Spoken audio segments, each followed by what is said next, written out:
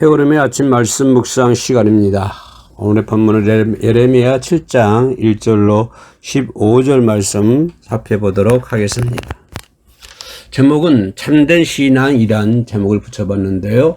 요한일서 3장 18절 보면 하나님은 사랑이시기 때문에 기독교를 사랑의 정교다라고 말하는 것을 볼 수가 있습니다. 기독교 신앙의 본질은 정교 행위가 아니라 윤리적 삶이 되는 것이죠. 그 사랑은 관념이 아니라 실천입니다. 하나님을 믿는 믿음 역시 관념이 아니라 실천하는 삶이죠. 그 자체입니다. 삶이 그 말씀과 동떨어져 있다면 그의 신앙은 거짓 신앙이라고 밖에 볼 수가 없는 것입니다. 우리의 신앙은 자기 중심적인 아니라 말씀 중심적이 되어야 되는 것입니다. 이것이 참된 신앙입니다. 예레미야 시대의 유대인들에게 예배와 제물과 헌신은 어느 시대에 못지 않았습니다. 외적으로 볼 때 예배는 잘 행해주고 있었다고 2절에서 말씀하고 있습니다.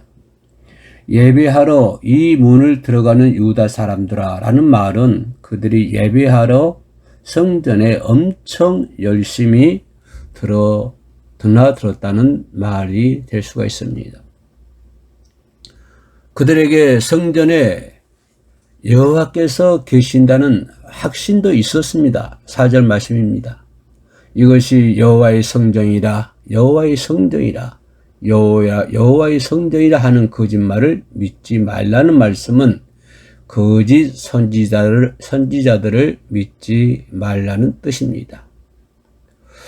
10절 말씀에 우리가 구원을 얻었나이다는 확신도 있었습니다.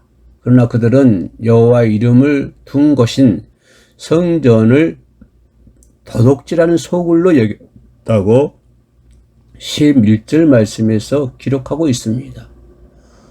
또한 그들이 들을 수 있는 매우 분명한 말로 하나님의 뜻을 들었다고 또 13절 말씀에서 기록하고 있습니다. 다시 말하면 그들은 귀 틈으로 들었고 하나님의 부르심에는 대답조차도 하지 않았습니다. 뿐만 아니라 그들은 자기 중심적인 신앙생활을 하는 정형적인 모습을 보여주고 있는 것이죠. 오늘날도 많은 그리스도인들이 자기 편리한 대로 신앙생활을 하고 있습니다. 잘 갖추어진 형식을 가지고 예배하고 여호와가 계신 것과 구원에 대한 확신을 가지고 있지만 그러나 그들의 삶은 하나님의 말씀에서 매우 거리가 멀다 할 수 있습니다. 그 시대만 그랬겠습니까? 오늘의 시대도 역시 마찬가지입니다.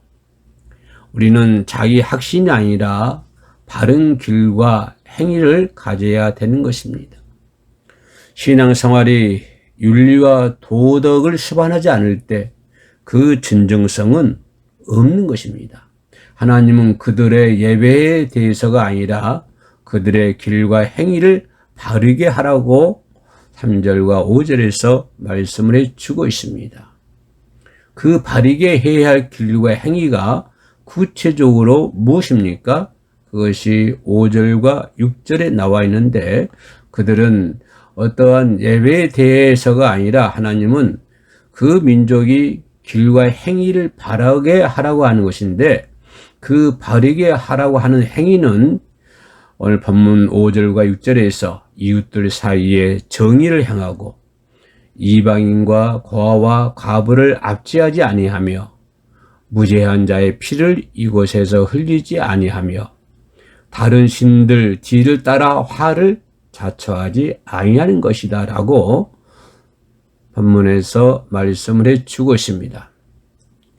그러한 정의로운 삶 또는 도덕적인 삶 이것이 바로 그들이 하나님께로부터 받은 땅에서 살 수 있는 조건이 되는 것입니다. 디모데후서 4장 3절 말씀 보면 사람들은 거짓 선지자들의 말이 거짓말인 줄 알면서도 듣기를 좋아한다라고 기록하고 있습니다. 아무런 능력도 없고 효험도 없을 그 거짓말에 현혹되어 이끌려 가고 있습니다. 요즘도 얼마나 많은 사람들이 이 말씀 속에 들어 있습니까? 많은 선지자들이, 많은 성도들이, 많은 거짓 선지자들이 하는 말이 거짓인 줄로 알면서도 그를 환호하고 그를 따라다니고 그와 한패를 이루고 그의 말을 듣기를 좋아하고 있습니까? 그의 거짓 선지자들의 말은 아무런 능력도 없고 효험도 없습니다. 그러나 많은 사람들이 그 거짓말에 현혹돼서 이끌려 가고 있지 않습니까? 이것이 디모데후서 4장 3절에서 정확히 말씀을 해주고 있습니다. 또한 오늘 본문 말씀 9절과 10절에서 그들의 행위와 마음은 분리되어 있다라고 강조하고 있습니다. 거기 보면 너희가 도둑질하며 살인하며 간음하며 거짓 맹세하며 바알에게 분향하며 너희가 알지 못하는 다른 신들을 따르면서 내 이름으로 일컬음을 받는 이 집에 들어와서 내 앞에 서서 말하기를 우리가 구원을 얻었나이다 하느냐. 이는 이 모든 가증한 일을 행하려 함이로다. 얼마나 비참합니까? 그들은 그 나쁜 행위를 하고 있으면서도 하나님의 성전에 들어와서 우리가 구원을 얻었다고 하지 않습니까? 요즘도 얼마나 많은 성도들이 거짓 선지자들의 말에 따라다니면서 그들의 말을 들으면서 그래도 성전에 와서는 우리가 구원을 얻었다고 얘기하고 있지 않습니까? 이것은 하나님은 가증한 행위라고 말씀해 주고 있습니다. 하나님은 그들의 속마음을 다 아시고 계십니다. 그들은 너무나도 가증스럽게 행했고 또한 하나님을 기만하는 것을 볼 수가 있습니다. 우리는 형식이 아니라 공의와 순종입니다. 실로 여호수아가 가나안 땅을 정복하고 난 뒤 땅을 분배했던 실로는 땅을 분배했던 것입니다. 여호수아 18장 1절 말씀 봅니다. 또한 사무엘상 1장 3절 말씀에 그곳은 엘리 제사장 때까지 성막이 세워져 있었던 곳입니다. 그곳이 실로입니다. 그러나 그의 두 아들들이 블레셋과의 전투에 법궤를 가지고 나가 빼앗긴 뒤로 실로는 완전히 파괴되는 것을 볼 수가 있습니다. 여호와 이름이 거하시는 실로도 그들의 심각한 죄로 인해 파괴하셨거늘 성전인들 그렇게 하시지 않겠습니까?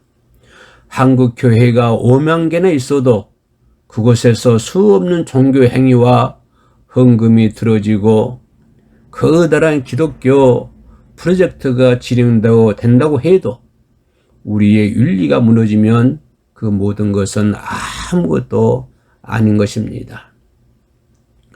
에브라임 온 자손이 이미 100년 전에 아수르에 의해 완전히 해파된 것처럼 유다도 완전히 패망시키겠다고 하나님께서는 본문 15절 말씀에서 기록하고 있습니다.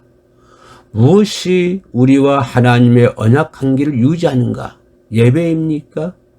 예배가 하나님의 언약과 우리의 관계를 유지해주고 있습니까? 성전입니까? 헌물입니까? 천만의 말씀입니다. 우리는 그것보다도 하나님의 뜻을 헤아려 순종하는 것입니다. 우리가 하나님의 뜻을 헤아려 순종할 때 하나님과 하나님의 언약과 우리의 관계가 유지될 수가 있는 것입니다. 정의, 사회적 약자 배려, 무죄한 자의 피를 흘리지 않는 공의가 바로 하나님과의 언약 관계를 유지하는 핵심이라고 성경은 얘기해 주고 있습니다. 하나님은 제사나 제물이 아니라 인애와 하나님을 아는 것을 원하고 계십니다. 우리는 우리의 삶을 돌이켜 하나님의 말씀에 순종해야 하는 것입니다. 우리가 단장의 손을 보더라도 말씀에 순종하는 것이 우리와 우리 후손들의 편안히 거하는 바른 길인 줄로 믿습니다. 끝까지 시청해 주셔서 감사합니다. 샬롬.